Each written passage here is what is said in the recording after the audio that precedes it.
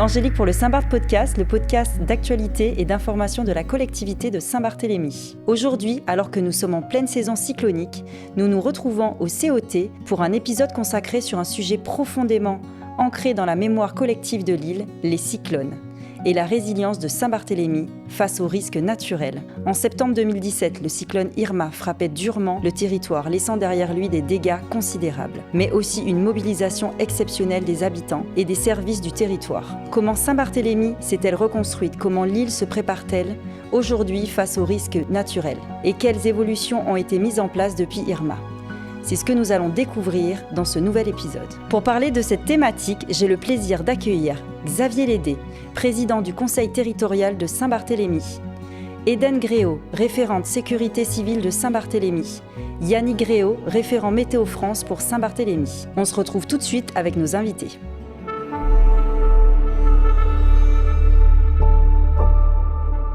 Bonjour à tous, merci d'être avec nous aujourd'hui pour ce 3e Saint-Barth Podcast. J'espère que vous allez bien. Oui, bonjour, ça va très bien. Est-ce que tout d'abord, pouvez vous présenter et nous expliquer vos différentes fonctions? Donc, Xavier Lédé, président du Conseil territorial de Saint-Barthélemy. Donc, dans une situation de crise, je suis responsable des opérations sur le territoire pour la coordination. Eden Gréau, je travaille au service sécurité civile et je fais de la prévention et de la gestion de crise. Et bonjour, Yannick Gréau, je suis le référent pour la collectivité de Saint-Barthélemy et Météo France. En tant qu'observateur et surtout pour la gestion des crises. Merci beaucoup. Pour commencer ce nouvel épisode sur les cyclones, nous allons parler du jour où Saint-Barthélemy a retenu son souffle. Je parle évidemment du jour du 6 septembre 2017, le jour où l'ouragan Irma de force 5 nous a frappés, a complètement détruit Saint-Barthélemy et Saint-Martin. Je pense qu'on se souvient tous de où on était à ce moment-là. Ça fait déjà 9 ans, ça paraît loin et proche à la fois. Quels souvenirs gardez-vous de cette période-là? Que faisiez-vous et quel était votre état d'esprit? Alors il y a deux états d'esprit différents. Il y a évidemment une vraie peur, parce que je pense qu'on est nombreux à avoir imaginé que nos maisons étaient solides et à avoir un moment où on s'est dit est-ce que ça va tenir ou non. Donc une vraie peur. Et en même temps, le souvenir que je garde, c'est surtout la solidarité. Et les jours d'après, où évidemment c'était très compliqué, mais je pense notamment au stop sur la route, où il n'y avait pas une voiture qui était en état de fonctionnement. Et déjà sur ça, on voyait la solidarité, l'envie aussi et le besoin que les gens avaient d'échanger, de raconter leur histoire, de savoir comment ça s'était passé pour les autres. Et puis voilà, toutes les actions qui se sont mises en place de manière individuelle et collective pour avancer vite. Moi, j'ai eu beaucoup de chance pour Irma parce que j'avais 17 ans à l'époque et c'était mon premier jour de fac. Donc j'avais quitté le territoire 2 jours avant. Et forcément, je me souviens parce que mon père était encore ici, donc on en garde des souvenirs un peu durs de ne pas avoir de nouvelles de sa famille pendant 3-4 jours. Mais j'avais été aussi assez épatée par la solidarité de mon île. Après, il y a eu une grande fierté qui s'est mêlée à ça, d'être Saint-Barth et de voir comment on était capable de se débrouiller. Moi, je dirais que ça a été d'une part la pré-gestion, la préparation qui effectivement a été très, très stressante et effrayante, surtout pour ceux qui ont connu l'ouragan Louis en 95. Je me souviens, moi j'étais en fonction à ce moment-là à la tour de contrôle et je suivais juste avant la fermeture de l'aéroport, et je suivais les missions des chasseurs d'ouragans, les avions qui investiguent les phénomènes pour avoir des informations plus complètes. Et je me souviens qu'en fin de matinée, une des investigations mesurait des vents à 180 000 par heure. Donc j'étais avec quelques pilotes et autres, je les ai appelés, j'y venais voir ce qui nous attend. Et là, effectivement, il n'y a plus personne qui parlait, parce qu'on savait que ça allait être catastrophique. Donc voilà, et après, ça a été la gestion pendant le cyclone pour effectivement, comme tout le monde, renforcer son habitation quand on voit que certaines choses vont lâcher. Et en parallèle, j'étais à ce moment-là responsable de l'abrissure de Gustavia. Donc j'étais en relation, en contact avec eux téléphonique tant qu'il y avait des communications. Et je me souviens plusieurs fois avoir reçu un appel d'eux complètement paniqués. Et tout ce que j'ai pu leur conseiller, ils voulaient que je vienne les aider. Je ne pouvais pas sortir malheureusement. Et j'aurais conseillé de récupérer tout ce qu'ils pouvaient trouver comme meubles et tout pour pouvoir mettre devant les portes et tout se calfeutrer au fond de la salle et de rester ensemble et de se protéger. C'est tout ce qu'ils pouvaient faire. C'est pas évident même de repenser à tout ça. Oui. C'est une sensation qui est assez étrange. Je ne sais pas si vous vous souvenez, quelques jours avant, moi c'est vraiment le souvenir que j'avais. J'avais trouvé l'île qui était vraiment très belle. Elle était très verte et magnifique. Et puis le jour d'après, méconnaissable, complètement détruite. Comment la collectivité et les services de secours ont-ils géré les premières heures après le cyclone ? Les premières heures ont été complexes parce qu'aujourd'hui on est la salle du CET. L'ancienne salle qui était au niveau de l'ATE aujourd'hui avait explosé. Donc la première chose a été de trouver un lieu pour se retrouver. D'ailleurs, c'était à l'aéroport que ça s'est mis en place. Donc voilà, les débuts ont évidemment été très compliqués, avec ensuite une nécessité très rapidement de désenclaver l'île, parce que port fermé, aéroport fermé, et en même temps le besoin de faire rentrer de l'aide pour repartir. Donc ça a été vraiment le premier challenge, même si là aussi on parlait de solidarité, mais il y a beaucoup d'entreprises qui avaient prépositionné du matériel, des camions, et donc voilà, dès les premières heures, dès qu'il était possible de sortir, le déblaiement des routes a commencé pour que les gens puissent circuler, même si évidemment c'est resté complexe pas mal de temps. Et la population, comme tu le disais tout à l'heure, a été très active et très investie, et ça c'est le point positif. Après le cyclone, c'est vraiment la solidarité entre tout le monde, et c'est important de le relever. Pour appuyer et dire que ça s'était fait étape par étape aussi, parce que chacun est sorti de chez soi et a commencé à déblayer son quartier, puis la route d'après, et au fur et à mesure, on a avancé comme ça. Et puis il y a eu les entreprises aussi qui ont aidé rapidement. Oui, qui ont aidé rapidement, qui ont aidé bénévolement, parce que voilà, c'est vrai que c'est une organisation qui se met en place assez systématiquement, et c'est vrai qu'on peut de temps en temps entendre des plaintes ou des complaintes, notamment sur les camions sur les routes, mais voilà, on voit aussi que sur ce genre de situation, d'une, tout le monde est très content que les entreprises soient là pour donner un coup de main, et de deux, on voit bien que sans elles, on serait aussi en grande difficulté. Et c'est vrai qu'un événement comme Irma, pendant la première semaine de mémoire, tout ce travail était bénévole avant que la collectivité reprenne la main et passe se démarcher pour, ce qui est normal, payer les gens pour le travail qui était fait. C'est bien de le rappeler. Et ça, c'est des enseignements qu'on a vraiment tirés de Irma, puisque maintenant, tous les ans, la SEM et la direction des services techniques établissent une liste, et les gens se font connaître, les entreprises de l'île, avec le nombre de machines à disposition, où elles sont localisées, le nombre de personnel pendant la saison cyclonique sur site, etc., pour que à l'instant T et le jour où ça nous arrive, on sache qui contacter et qui est dans quel quartier, quels sont les locaux à disposition. C'est bon à savoir tout ça, c'est intéressant. Merci beaucoup. Si je peux me permettre, je me rappelle effectivement, moi, d'un point de vue météorologique, par rapport aux prévisions, l'après-Irma a été compliqué parce qu'effectivement, il n'y avait plus de communication téléphonique sur l'île, les radios n'émettaient plus. Moi, j'ai réussi d'avoir un peu de connexion sur mon téléphone, je ne sais pas comment, peut-être la divinité éventuellement. Et donc, je pouvais garder des relations avec Météo France pour pouvoir justement suivre ce qui se passait sur les prochains jours. Et d'ailleurs, heureusement que j'avais cette communication-là, puisque 3 jours après, le nord de la Cantilly était menacé par l'ouragan José, de classe 4. Donc 3 jours après Irma, donc il a fallu effectivement récupérer les informations, anticiper. Et comme il n'y avait plus de communication sur l'île, donc moi je récupérais les informations, je prenais ma voiture, je partais à l'aéroport où il avait été mis en place le PCO sec pour pouvoir informer toutes les autorités, toutes les personnes compétentes de ce qui était prévu pour les prochains jours. Et je me souviens effectivement, après avec ma voiture, dès que je croisais quelqu'un sur la route, je m'arrêtais, j'ai dit voilà l'information, fais passer à tout le monde. Comme il n'y avait pas de communication sur l'île, je me souviens que le seul moyen que les gendarmes avaient, c'était d'utiliser un mégaphone. Donc ils passaient dans les quartiers avec un mégaphone pour pouvoir informer tout le monde de l'arrivée de José et des préparatifs, recommencer les préparatifs par rapport à José. Alors fort heureusement, le centre de José passait suffisamment au nord. On a quand même eu des rafales assez conséquentes et aussi au niveau de la mer. Mais voilà, il fallait se repréparer à nouveau pour un ouragan de classe 4.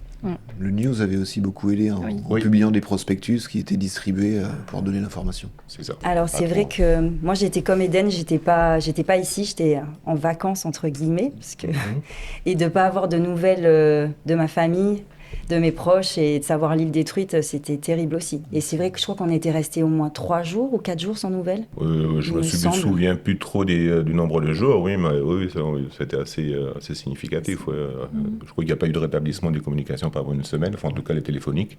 Les radios ont réussi malgré tout à trouver une solution pour émettre. Mais oui, effectivement, je pense à ceux qui étaient à l'extérieur et qui n'avaient pas d'informations, quoi. Ouais. Moi, je peux te confirmer que de mon côté, c'était 3 jours. C'est 3 jours. Ouais. J'ai attendu 3 jours de savoir si mon père et ma grand-mère avaient... Bah, c'est bête, mais nous, de loin, on savait pas ce qui se passait. Puis Eh oui, les chaînes c'était de terrible. télé étaient assez catastrophiques, donc Tout à c'est fait. assez cruel dur. Mais nous, on a attendu 3 jours de savoir s'ils étaient en vie, en fait, tout simplement. Donc c'est vrai que c'était long. Oui, c'était très long C'était et très long. effectivement, je me souviens aux informations, ce qu'ils disaient sur les îles du Nord, c'était dur à entendre. Bah, on était rasés, Voilà. paraît-il. Quels ont été les principaux défis dans la reconstruction du territoire après Irma? C'est un petit peu ce que je disais tout à l'heure, c'est que le premier défi, ça a été de se désenclaver et donc de remettre en fonction le port et l'aéroport pour pouvoir faire rentrer des secours. Alors évidemment de déblayer la piste de l'aéroport pour que les premiers avions puissent atterrir et amener le nécessaire. Le port, alors heureusement, contrairement à d'autres fois, le port n'avait pas été cassé en tant que tel. Par contre, évidemment, le temps que la houle se calme, etc., il a fallu un petit peu de temps. La communication, ça a été également un enjeu énorme. Et là aussi, c'est la solidarité et l'ingéniosité en local qui ont permis d'avancer parce que les réseaux de téléphone ont mis beaucoup de temps à se remettre en place. En revanche, c'était une entreprise locale qui a travaillé en récupérant des batteries de voitures électriques de mémoire pour mettre en place des points relais et qui ont permis aux gens de se connecter à Internet. Donc il y avait plusieurs points qui existaient. Il y en avait un au centre médico-social, il y en avait un à l'hôpital, il devait y avoir l'aéroport aussi. Et donc du coup, on se retrouvait avec des attroupements de personnes qui venaient parce qu'il y avait 2, 3, 4 points au fur et à mesure où on pouvait se connecter à Internet et du coup prendre des nouvelles ou donner des nouvelles de l'extérieur. Donc ça a vraiment été les premiers enjeux. Et puis ensuite, tout ce qui est distribution d'eau, de vivres. Donc je me souviens de partir avec des packs d'eau dans la voiture pour distribuer notamment sur Gustavia où j'habitais. Et en même temps, ça permettait, en distribuant l'eau, de faire un point aussi, de voir quelle était la situation des uns et des autres. Et donc à chaque fois, le midi et le soir, de se retrouver à l'aéroport pour faire un point d'étape et regarder un petit peu où on en était. C'est dur à imaginer. Hein. Quand tu décris tout ça, on dirait un film. Après plusieurs années de recul, quel regard portez-vous aujourd'hui sur cette période ? Ben moi, j'aurais tendance à dire, pas forcément que cette période, c'est qu'effectivement, à chaque passage de phénomène cyclonique, ben on apprend un peu plus de nos erreurs et qu'on cherche effectivement à mieux comprendre, à améliorer et faire le nécessaire pour à nouveau être prêt pour le prochain. Donc, la période en elle-même, elle était intense, elle était effrayante, mais voilà, chaque phénomène est différent et on apprend de chaque phénomène de ce qu'il faut faire et anticiper. Une capacité de réaction très très forte. Et en même temps, des fois, on peut aussi se poser la question de dire est-ce qu'on a un peu une capacité de réaction trop forte qui gomme un petit peu la nécessité de se poser, de réfléchir. Je me souviens qu'après Irma, tout le monde se disait les constructions sur les plages, c'est catastrophique, il va falloir qu'on revoie les règles, etc. Et en même temps, les semaines passent et puis on se rend compte qu'on peut peut-être avoir une saison touristique quand même à partir de décembre-janvier. Donc il y a quasiment un instinct de survie, on va dire, avec ce modèle économique où on sait très bien, si on loupe le cut de la fin d'année, eh bien c'est une saison blanche pour tout le monde. Donc voilà, petit à petit, le quotidien reprend le pas. Et au final, les bonnes intentions ou les motivations vont aussi un petit peu s'estomper. Et voilà, du coup, on repart peut-être sur certains travers. On se dit, il vaut peut-être construire un petit peu plus solide et avec une baie vitrée un peu moins grande en pleine exposition au vent. Et puis quelques temps après, on se dit, finalement, quand même, l'exposition au vent, certes, c'est dangereux, mais en même temps, la vue est tellement belle, et puis c'est ça. Donc voilà, il y a ce temps qui manque peut-être un petit peu. Alors, ces questions est pour Eden et Yannick. Aujourd'hui, comment Saint-Barth se prépare-t-elle à la saison cyclonique ? En embauchant Eden. De Irma, on a tiré beaucoup d'enseignements, donc c'est vrai que maintenant on a en place des fiches réflexes tous les ans à partir du mois d'avril, je dirais. On commence à anticiper le mois de juin, on retravaille nos annuaires, on retravaille nos stocks, on retravaille nos stocks d'eau. On voit bien que ça nous sert, même hors période cyclonique. Et Irma nous a appris beaucoup de choses. Maintenant, on a nos réseaux qui sont pour la plupart enfouis. On a mis en place des points Wi-Fi safe, par exemple, pour permettre à la population de ne pas attendre 3 jours avant de pouvoir communiquer. Et c'est vrai qu'on anticipe, on fait le point avec les différents services, avec l'hôpital, avec l'aéroport, avec la DST.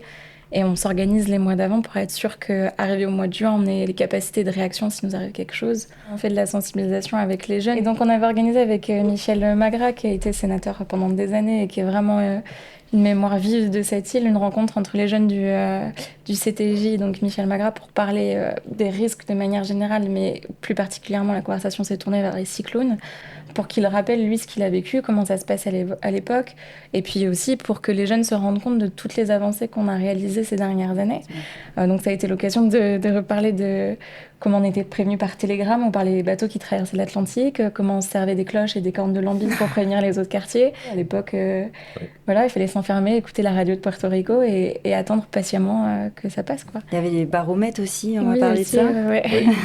Puis les signes de la nature. Hein. Il y a un ciel quand même très particulier, en général, l'éveil de cyclone. Exactement. Le bruit des oiseaux et des animaux qui disparaissent. Voilà, il y a Ça, c'est des savoirs locaux qu'on essaye de garder, de transmettre. L'oubli du risque arrive très vite. On est sur des générations qui ont connu Irma quand ils étaient très jeunes ou qui ne l'ont pas connu. Et donc, c'est important pour nous de rappeler ce qui s'est passé. Même pour Louis, même on a pu évoquer Donna et Dog qui commencent à dater un peu maintenant. Mais c'est vrai que c'est important de transmettre et de garder ce savoir. On en a beaucoup, donc... On peut avoir une pensée aussi pour les anciens qui ont vécu tous ces phénomènes et qui avaient des conditions de vie très compliquées et ils se sont relevés et je pense qu'effectivement ils nous ont transmis tout ça, heureusement. Oui, c'est grâce à eux que maintenant on est en capacité de gérer correctement, si je puis dire, ou au moins de se préparer au mieux puisqu'ils ils nous ont appris tellement de choses et ils nous ont enrichis, donc c'est important de les valoriser aussi. Même au niveau des constructions, je pense qu'ils construisaient d'une façon aussi déjà avec l'expérience. Ouais, suffisamment solide pour le temps. Enfin, après, avec les moyens qu'ils avaient pour le faire. Donc, mais petite porte, petite fenêtre, c'est un bon enseignement. Voilà. Et ça a tenu. On voit qu'il y a des cases qui étaient encore debout après Irma, à côté de maisons très modernes qui, elles, n'étaient plus là. Ouais, ça c'était impressionnant. Comme quoi, ils avaient le savoir-faire. Est-ce qu'on peut rappeler la période cyclonique ? Oui, alors normalement c'est juin-novembre. La période de la saison cyclonique, oui, c'est du 1er juin au 30 novembre. Il faut forcément avoir des dates officielles pour une saison cyclonique pour différentes raisons. Mais effectivement, on a eu des phénomènes atypiques en termes de formation, soit précoce ou après les dates prévues.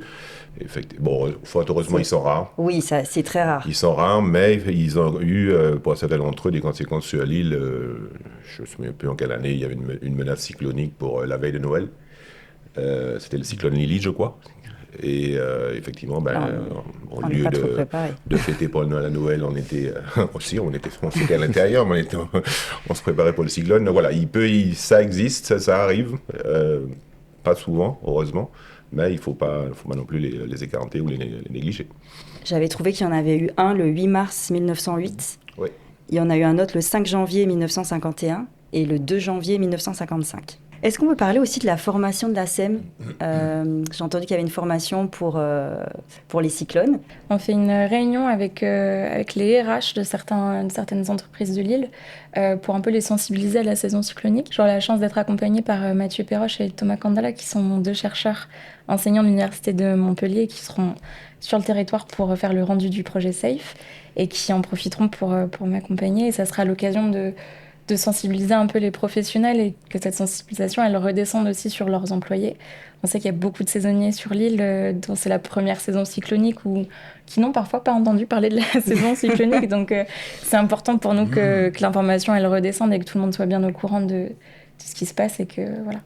Quel est le rôle de la sécurité civile dans la prévention et la gestion de crise? Au service sécurité civile, nous, on en charge déjà tout l'aspect prévention. Donc, comme j'expliquais tout à l'heure, c'est de s'assurer que les fiches réflexes sont bien rédigées, qu'on a bien tout en tête, de faire le point avec les acteurs principaux.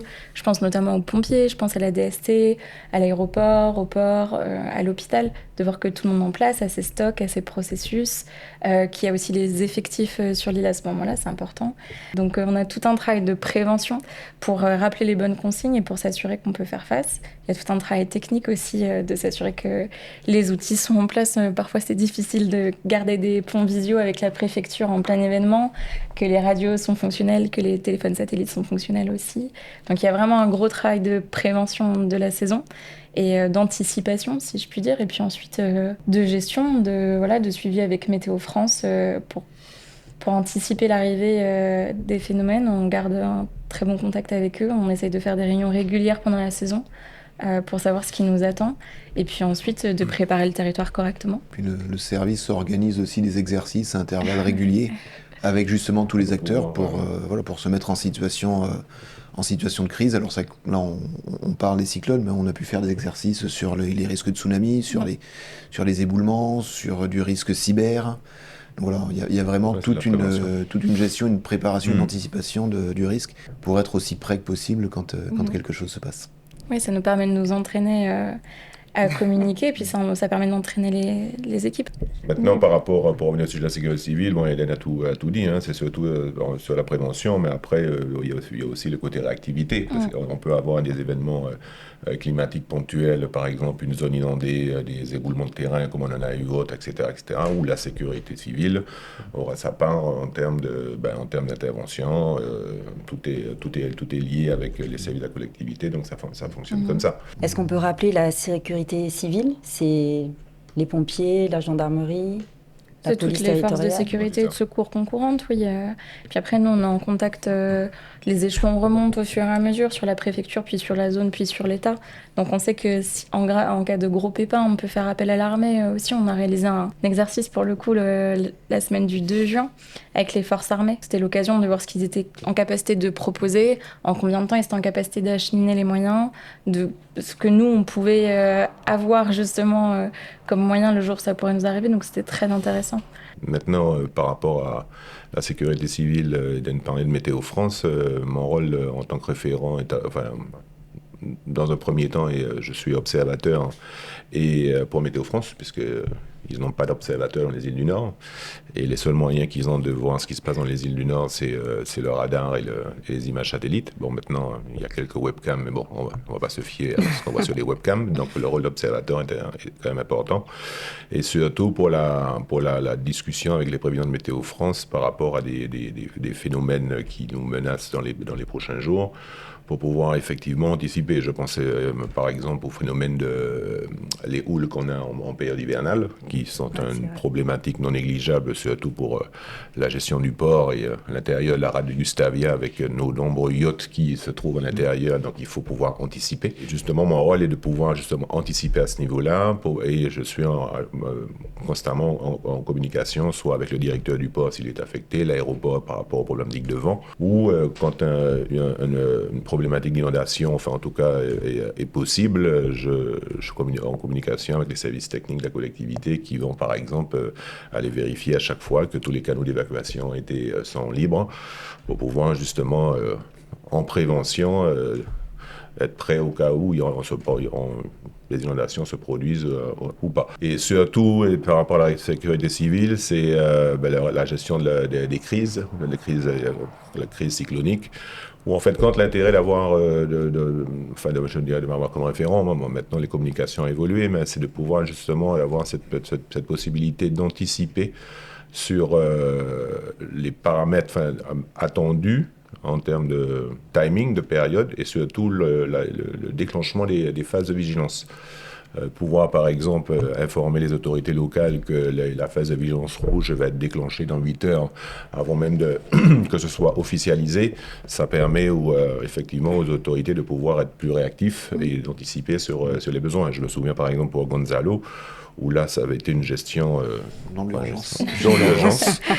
Et ça a été très, très utile, puisque ça a permis justement, on avait quelques heures pour pouvoir réagir et d'anticiper, effectivement, de fermer les bureaux de la collectivité, par exemple, de renvoyer les agents rentrent chez eux. Enfin voilà, c'est ce genre de situations qui peuvent... il est utile d'avoir effectivement un relayeur, on va dire. Avec, c'est utile, voilà. très utile même. J'appuie sur ce que Yannick est en train de dire. On a de la chance d'avoir un technicien sur l'île, donc il faut s'en saisir. Et puis maintenant, on fait face à des événements qui sont de plus en plus rapides. Voilà, on a un cyclone qui est passé d'une catégorie 1 à une catégorie 5 très rapidement, qui est passé au nord. On a eu énormément de chance. Mais en termes d'anticipation, voilà, maintenant... Avant, on avait quelques jours, maintenant, parfois, on a quelques heures. C'est ça. Donc, d'avoir quelqu'un sur le territoire qui est capable de nous aiguiller, c'est très important. Une précision peut-être sur la sécurité civile, on parlait de la gendarmerie et de la police, mais au sein du service, c'est aussi possible de s'engager au sein de la réserve. Je sais qu'il y a une réserve. Donc là, on est sur des personnes de la population qui ont une compétence particulière ou qui ont juste l'envie d'aider quand il y a une crise. Et donc voilà, ça permet d'avoir du monde qui va, avec la Croix-Rouge par exemple, déployer des tentes, faire de la distribution, organiser un petit peu tout ça. Et donc voilà, il y a aussi cette possibilité de s'engager au sein de la réserve de sécurité civile. On a des référents de quartier qui sont engagés, par exemple, il y a une douzaine de personnes, je crois, aujourd'hui. Et maintenant, oui, il y a une douzaine de personnes dans la réserve. On a de personnes qui sont motivées et c'est vraiment une ressource. Mais c'est une initiative qui est née après Irma, à ma connaissance. Il y a beaucoup de gens qui avaient envie de faire quelque chose mais qui ne savaient pas comment diriger les actions. Et donc désormais, on a cette réserve qui est très belle. Ils sont très réactifs. On parlait des abris sûrs. La réserve, ça peut être des personnes qui vont justement tenir un abri sûr pendant une crise, pendant un cyclone, et être là pour coordonner, pour accompagner les personnes en difficulté. Merci de le souligner. Oui, c'est très important. Même hors cyclone, moi je tiens vraiment à remercier mes bénévoles puisque dès dimanche matin, j'ai reçu des messages pour savoir s'il y avait besoin d'aide pour distribuer de l'eau. Donc ils sont vraiment très réactifs.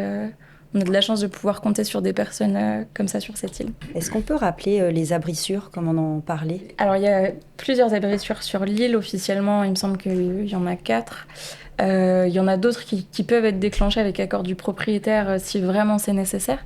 Mais c'est des abris, souvent c'est des écoles. En l'occurrence, il y a l'école primaire de Gustavia, il y a le collège, il y a l'école de Lorient et il y a le local où il y a l'école de musique, Alciterac, à Colombier. Donc c'est des abris qui sont ouverts sur certains événements. On privilégie certains abris à certains moments, donc il faut bien appeler le numéro du COT si on veut s'y rendre pour vérifier qu'ils sont ouverts. On peut s'inscrire sur les listes aussi auprès du CMS en début de saison cyclonique.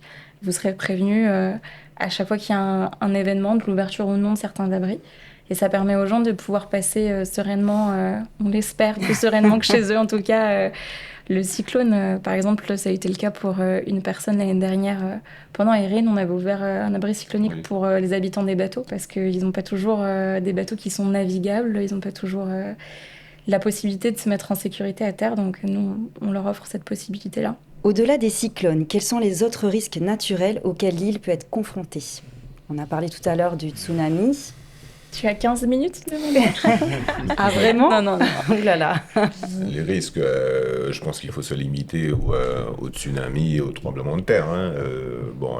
Les tsunamis, comme les tremblements de terre, ils se gèrent comme pour le cyclone, je dirais quelque part par la prévention. À la différence qu'un tsunami peut être prévisible, mais tout va dépendre, quand je dis le tsunami, les vagues associées au tsunami, peuvent être prévisibles à 4-5 heures, ou effectivement, ça va dépendre de la localisation de l'épicentre par rapport à notre île, par exemple. Sachant qu'une vague de tsunami se déplace entre 300 et 800 km/h. Donc un épicentre qui se trouve dans les îles Vierges, comme on a eu en 1870 et quelques, je ne sais plus, effectivement la vague met 15 minutes pour arriver ici. Donc c'est court. Dans des moyens on va toujours essayer d'informer, mais on peut avoir des délais très courts qui ne sont pas suffisants pour pouvoir informer. Donc c'est un peu je dirais la complexité des tsunamis. Alors je dirais, ce qui nous sauve un peu ici, c'est qu'on est sur une île où il y a un morne pas très loin. Donc, ça dépend pour qui.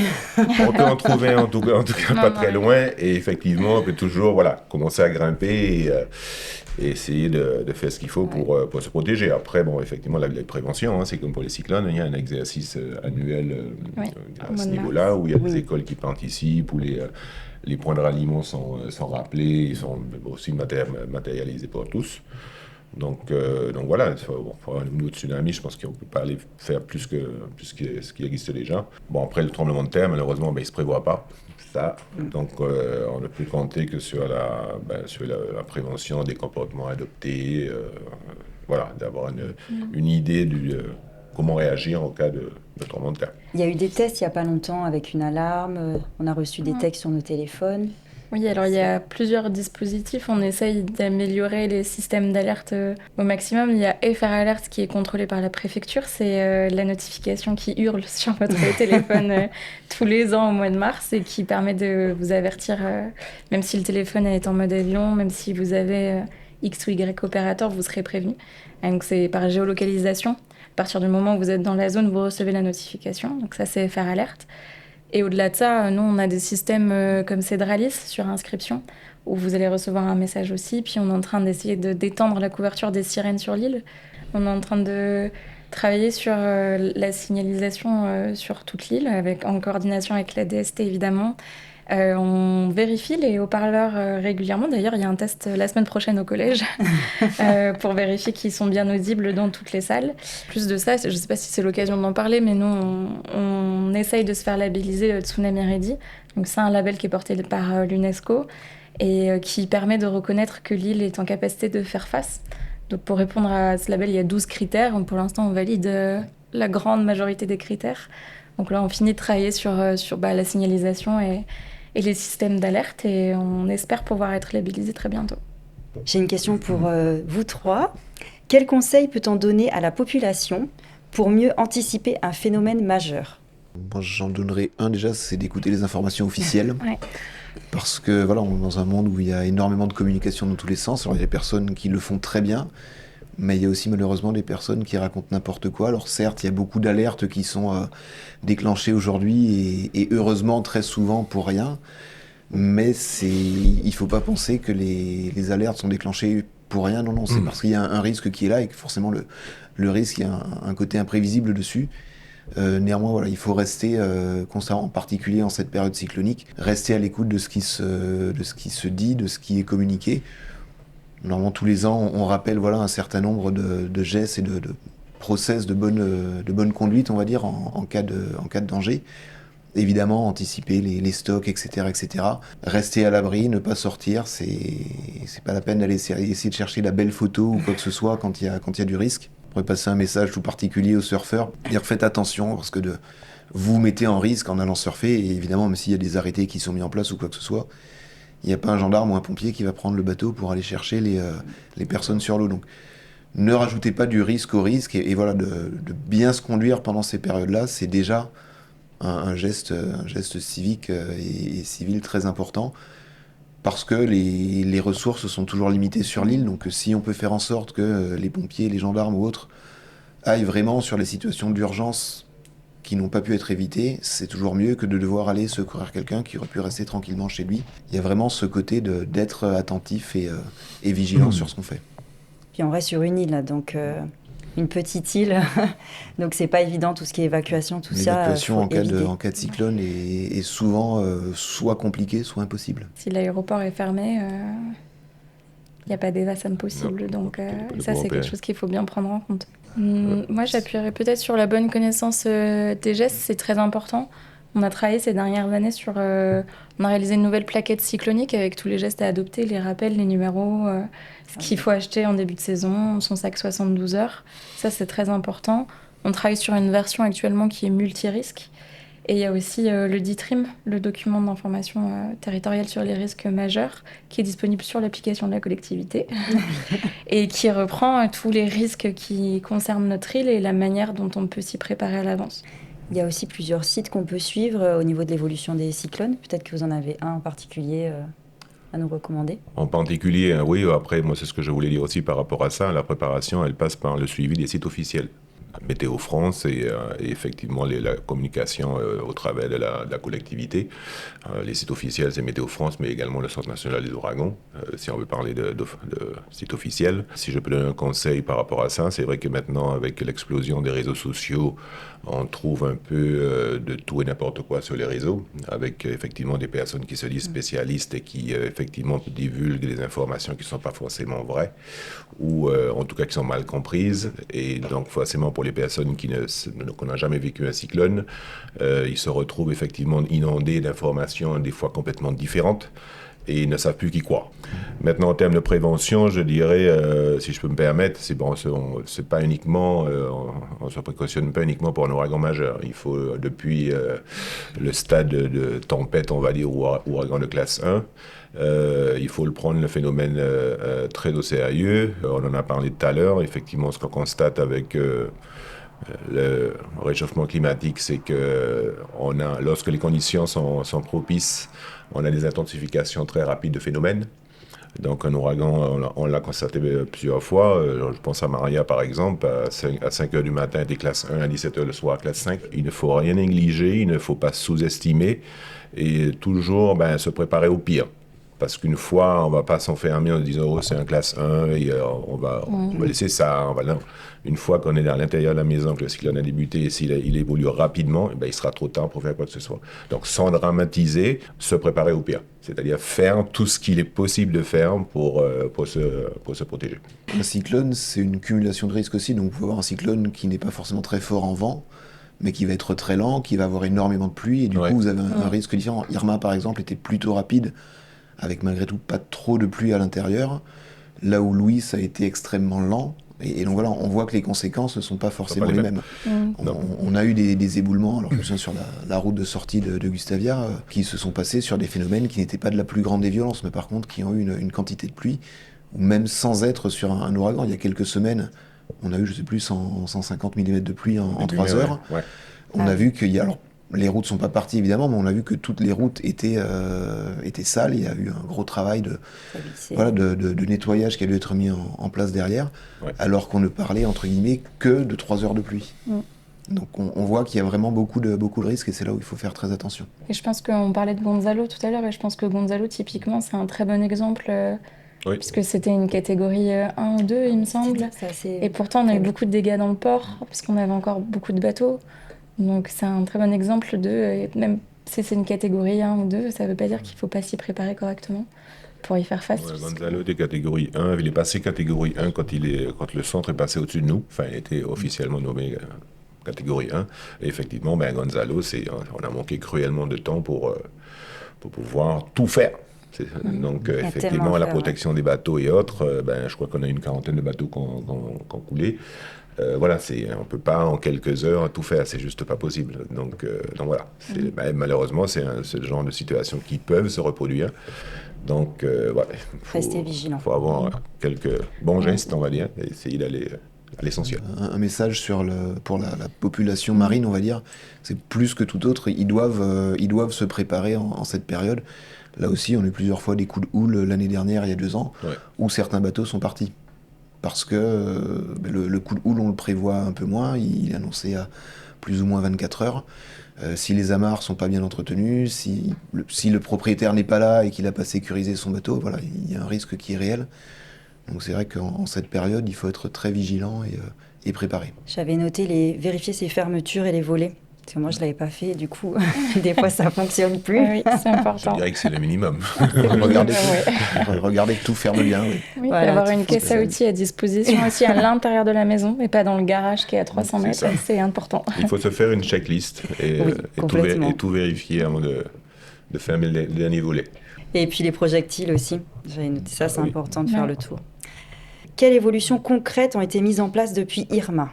Au niveau de la collectivité, alors on l'a peut-être un petit peu dit, mais il y a les points Wi-Fi. Comme je disais, après Irma, ça s'est fait de manière un peu artisanale et ça a bien fonctionné. Donc c'est quelque chose qui a été du coup structuré et pérennisé. Il y a le bâtiment où on se trouve, qui aujourd'hui abrite les situations de crise. Et donc pareil, qui est prévu pour aussi bien pouvoir dormir que pour avoir des zones de réflexion un peu plus posées, etc. Nous avons les alarmes qui sont déployées. Il y a effectivement le service Cedralis qui a été mentionné, où la population peut recevoir directement les informations. Donc voilà, ça c'est les choses principales. Et puis ensuite la sécurisation des réseaux, on va dire, voilà, l'enfouissement des câbles téléphoniques, toutes ces choses-là, l'augmentation des capacités de production d'eau, toutes ces choses-là contribuent aussi à sécuriser et à pérenniser la situation post-crise. On a aussi beaucoup travaillé sur le plan territorial de sauvegarde, qui est donc un document administratif qui reprend tous les risques et qui nous donne des bonnes conduites à adopter. On travaille sur la version opérationnelle avec vraiment des fiches réflexes à l'intérieur pour nos acteurs. Il y a eu aussi tous les aléas qui ont été cartographiés par le projet SAFE. Et ça, c'est très important parce que ça nous permet vraiment de délimiter des zones, notamment, je pense, à tout ce qui est les risques d'éboulement, risques gravitaires. Ça nous permet de situer sur l'île des zones où il faut qu'on soit particulièrement attentif quand il pleut, par exemple. Et ça, c'est un gros travail de fond qui a pris presque 3 ans, qui est rendu là cette année et qui moi, en tout cas, au service sécurité civile, on s'en sert énormément. Donc ça nous permet de mieux connaître notre territoire et donc du coup de mieux anticiper. Après tout ce qui est formation aussi, je pense notamment aux pompiers, où typiquement aujourd'hui il y a des pompiers qui sont formés sur différents types de risques. Voilà, il y a des pompiers qui ont des capacités plus sur le nautique. Il y en a, on a pu le voir avec le souci à la CIDEM, qui sont eux spécialisés sur le déblaiement. Il y a eu aussi, je disais l'embauche d'Eden tout à l'heure, mais voilà, l'embauche de personnes au sein de la collectivité pour justement structurer un petit peu plus la réponse apportée en matière de sécurité civile. Donc voilà, tout ça contribue à être mieux préparé. C'est beaucoup de choses et c'est très complémentaire. Bon, ça, tu nous as répondu tout à l'heure un petit peu. C'était le changement climatique fait-il évoluer la manière d'aborder les risques naturels à Saint-Barthélemy? Déjà, je ne parlerai pas de changement climatique, c'est Ah, le sujet. Je parlerai de réchauffement climatique. Oui. On constate qu'effectivement, le climat s'est réchauffé sur plusieurs centaines d'années. Oui, alors je dirais que une des conséquences du réchauffement climatique, c'est la montée du niveau des océans.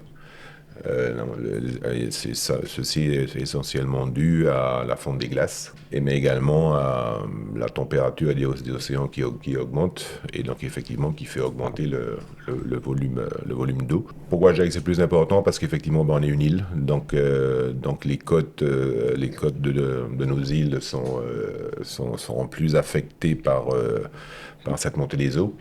Et en l'occurrence, quand on y rajoute la marée de tempête liée à un phénomène cyclonique, on a vu déjà ce qu'a donné la marée de tempête pour Irma. On s'imagine très bien qu'à un niveau plus élevé, on rajoute une marée de tempête et on rajoute au-dessus de ça la houle cyclonique, ce que ça donne. Donc, je pense à chaque fois à Gustavia parce que Gustavia reste malgré tout vulnérable, très vulnérable. Oui, effectivement, dans les années futures, ça ne peut que se compliquer. À ce niveau-là. Bon, après, au niveau réchauffement climatique, on constate qu'on a déjà et on aura de plus en plus de périodes sèches très significatives et des périodes d'inondation de même. Et avec effectivement, je dirais, un espacement plus lent entre les périodes sèches et les périodes de forte précipitation. C'est-à-dire vous pouvez le constater vous-même sur un mois par exemple, on va avoir par exemple 2 jours de forte précipitation et le reste du mois il sera sec. C'est un peu ce qui se passe pour regarder un peu ce qu'il en est. La différence avec le réchauffement climatique, c'est que maintenant quand il pleut beaucoup plus et en très peu de temps. D'où effectivement les problèmes d'inondation, les zones inondables, on les connaît sur l'île et tout ce qui va bien. Et les risques gravitaires, éboulements. Ah oui, bien sûr. Il y a un ensemble de conséquences qui sont liées à ça. Sur la montée des eaux, ça fait partie des choses qu'on commence à anticiper. Typiquement, la réfection du quai de la République il y a 2 ans et demi. Tous les quais ont été rehaussés autant que possible par rapport à l'existant, évidemment. Mais justement en anticipation de cette montée des eaux qu'on constate déjà, notamment sur Gustavia. Les travaux du fond de rade qui doivent être réalisés, c'est pareil, on va devoir regarder pour rehausser la route à l'arrière. Parce que voilà, on voit, encore une fois sur le port en particulier, eh bien, que l'eau est beaucoup plus régulièrement aujourd'hui sur la route quand on passe au niveau des glissières à bateau. Voilà, on voit qu'il y a quelques années encore, c'était vraiment ponctuel. C'était quand il y avait un phénomène de houle bien particulier. Aujourd'hui, d'une, l'eau est beaucoup plus haut sur les rampes en permanence, et de deux, voilà, dès qu'il se passe quoi que ce soit, l'eau commence à rentrer sur la route. C'est vrai qu'on le constate, surtout quand on habite à Gustavia, qu'on a une voiture basse. Oui, les conséquences sont assez désastreuses, mais c'est encore un autre problème. Je pense que c'est important aussi de rappeler l'énorme travail de l'ATE sur tout ce qui est écosystème. Je pense notamment à la thèse qui est en cours sur les pertes au niveau et l'érosion du littoral. Et ils font vraiment un gros travail aussi pour anticiper les conséquences du changement, enfin du réchauffement climatique sur les écosystèmes. Je pense notamment aux récifs coralliens, à la mangrove et aux dunes qui en fait sont les dernières barrières qui nous protègent en cas d'événement pour venir arrêter la houle cyclonique. Et c'est important qu'on continue à en prendre soin parce que c'est la dernière chose qui nous empêchera de nous faire inonder. Donc c'est vrai que l'ATE fait un gros travail pour protéger notre faune et notre flore. Merci beaucoup pour ces échanges qui ont été très importants et très intéressants. Merci beaucoup. Merci.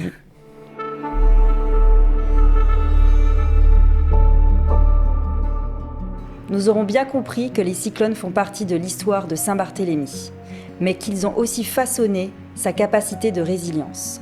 Le passage d'Irma a profondément marqué le territoire et conduit à de nombreuses évolutions en matière de prévention, de sécurité et de gestion des risques naturels. Au-delà des infrastructures, c'est aussi une véritable culture du risque qui continue de se développer aujourd'hui à Saint-Barthélemy.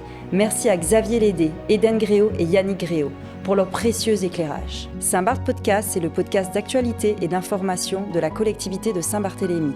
Retrouvez cet épisode ainsi que tous les précédents sur les principales plateformes d'écoute et sur la chaîne YouTube de la collectivité. N'hésitez pas à vous abonner et à partager cet épisode. Et à nous suivre pour découvrir les prochains rendez-vous du Saint-Barth Podcast. Cet épisode du Saint-Barth Podcast a été produit par la collectivité de Saint-Barthélemy et réalisé par le service communication. Merci de votre écoute et à très bientôt pour un nouvel épisode.